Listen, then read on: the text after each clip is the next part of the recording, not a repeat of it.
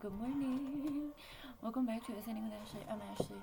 We're gonna do a little bit of a different kind of reading. We're gonna do some past energy and some present energy to set us up for the future. I'm being very much encouraged to.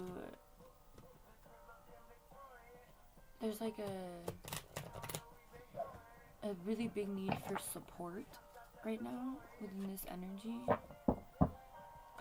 So I kind of want to normalize struggle here, and then so we're gonna start with Yin Yang for past energy, and then we're gonna use synchronicity for present energy. That boy got balls. Okay.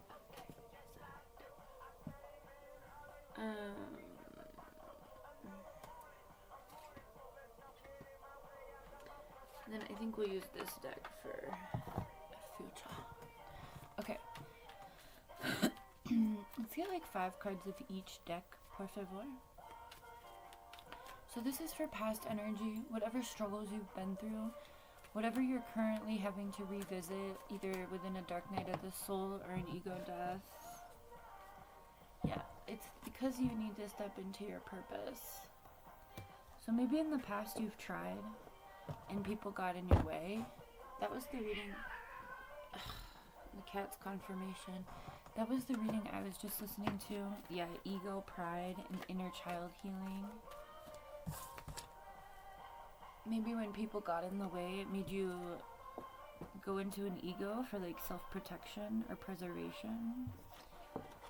Shielding your inner child. The world is up for grabs. Do not come on my table, sir. So again, this is the past energy. This happened to me as well. I tried to step into my purpose and the people around me are like, hell to the fuck no. And put everything in my way to make sure I couldn't do that.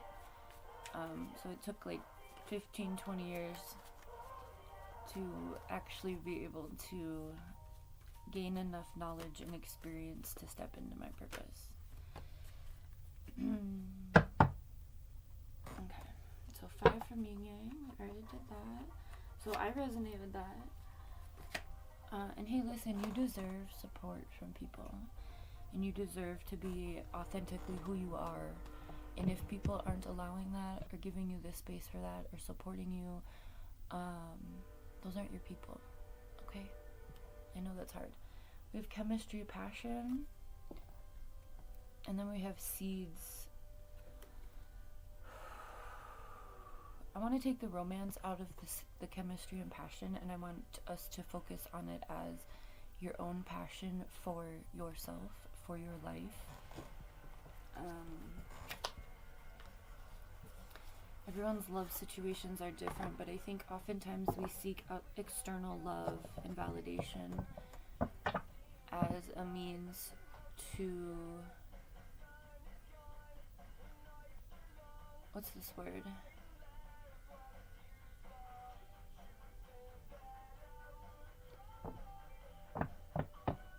And the music is too loud and this word is right in the bottom, like it's like right here, but I can't get it down here.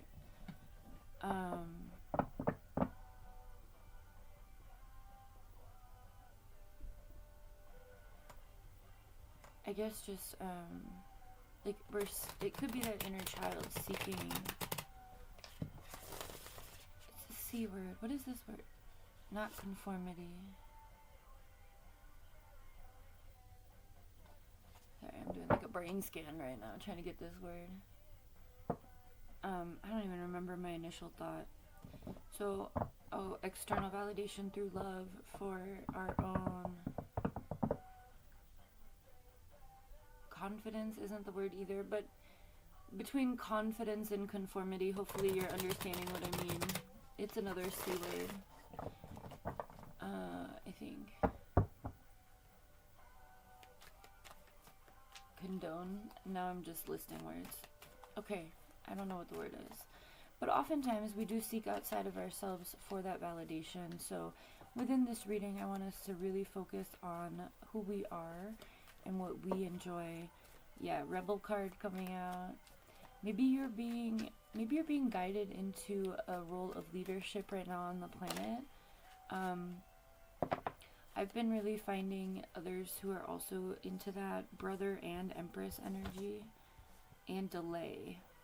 So yeah, whatever this was that people wouldn't let you step into your purpose, whatever that was for you, it did cause you a delay. It caused you to step into this rebel energy, in order to be taken seriously.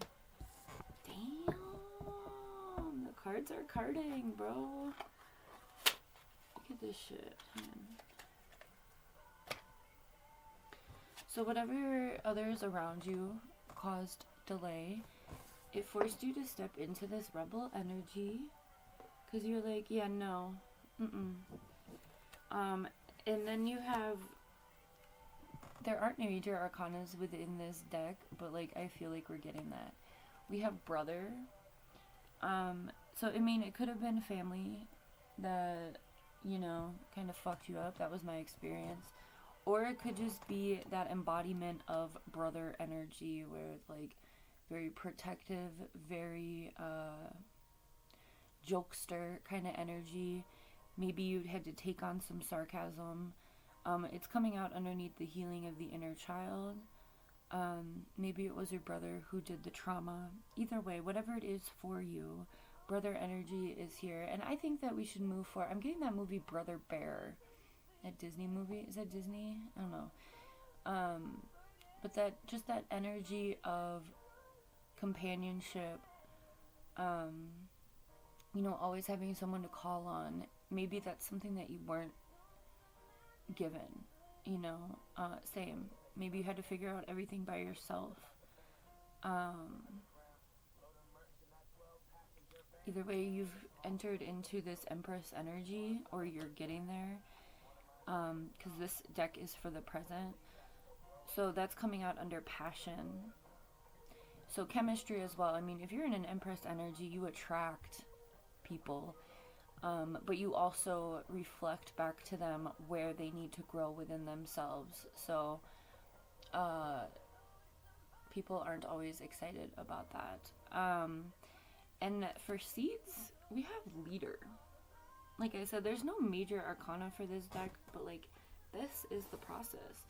Having to, rebel against the people closest to you in your life, having to really stand on your own and be like, you know what, no, I'm not gonna let you do that to me. That's what makes us into leaders, right? For other people. That's what helps us support others in their own liberation. I'm not sure if that was a bug or if it was a piece of dust. I really don't appreciate the bugs very much, but I just read yesterday that the pesticides have killed like an alarming amount of insects on the planet, and we really need insects. As much as we don't really like them as humans, they are incredibly important to the ecosystem. And with the drilling of the national parks, it's not going to get better. And bombing. Anyway, moving on. Let's look at the future, if there is a future for us to look at. I think that's why we're all being called into this leadership. Joy. Joy is the dance of the soul. Enjoy every moment. I think in these times right now that we're experiencing, that's an incredibly difficult feeling to harness, to allow even. I think there can be a lot of guilt when we do feel joy in these times. But I think make sure your joy is constructive. So it's not like you just gloating about your life, but like you utilizing your own passion and joy for, stepping into this leadership and Empress role, right? Nurturing and guiding others, right? On how to rebel against the system, how to step into your cosmic purpose. This is a fucking gorgeous reading. This is beautiful. And it's all about this healing of the inner child, allowing ourselves to really act from that space of when we did have a lot of joy, when we had an abundance of joy when we were children, when, you know, we didn't know about everything going on. We were curious about the wonders. We were excited about the possibilities, you know, everything was fun. Everything was a game, you know, until we had our trauma. And for some of us more than others, that happened at a younger age, right? That's different for everyone. But I believe we've all experienced some sort of childhood trauma. I think that how we navigate that is what turns us into who we are. You know, my belief. Okay, what else besides joy for the future? Peace. Find inner peace in moments of stillness. So peace and joy. I'm a little shocked. But that's what they're saying, you know, being guided into your joy, remaining in a peaceful stance. You know, we can't expect the world to be a peaceful place unless we can start to embody that for ourselves, right? Just like anything else. I'm only taking one. Oh, that was a 2. Grace and connection. Grace is the universe's blessing. Open your heart to receiving it. So joy, peace, grace. You know, when we do get to a place within our healing, we've had enough ego deaths, we've stepped into our purpose, we're, you know, staying in our own lane because we recognize that our journey is not like anyone else and all we can do is model our own way. It allows us to also have grace for everyone who's not there. And I feel like from the past, present, and future, that's one thing that you've been able to embody, and that's coming out again with Passion, Empress, and then Grace. It's like you're able to nurture that grace within others by exhibiting it because you know you're not in competition. And people may, you know, put themselves in competition with you, but when you're in your own purpose, there's no competition to be had. There's only growth and lessons to learn, right? So you're able to give grace to others who maybe have never even experienced it. And that changes them, you know, maybe that's the trigger moment for them to, you know, step into their own power, figure out what it is that they want and do. Next we have connection. Stay connected with others, nature, and the universe. I don't think I really need to expand on that. I think talking about grace and connection hand in hand, you know, once you recognize that a lot of people move from a place of pain, you're able to extend that grace and connect with people even beyond those limitations that they've placed or that they've always known to be true for themselves, right? Last energy for the future, please. Sometime fucking today. I don't want this reading to be too long. It's too much, so I'm going to take the top one, which is bravery. Face the unknown with bravery and trust your steps.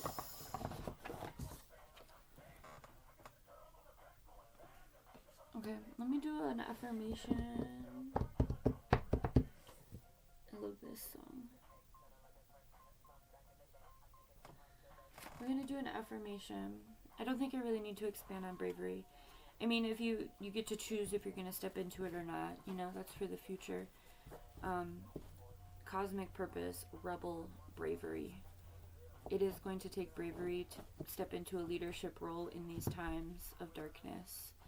But remember that these times of darkness are a time for planting seeds around you within, you know, your practices and your passion and the things that you're building and creating.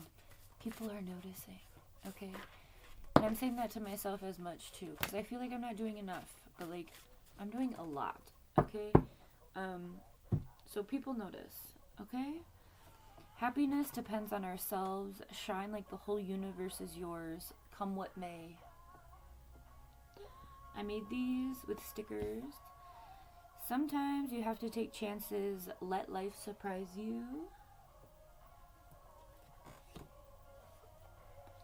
Keep moving forward, embrace beautiful chaos, and just breathe. I hope this helped. Have a good one.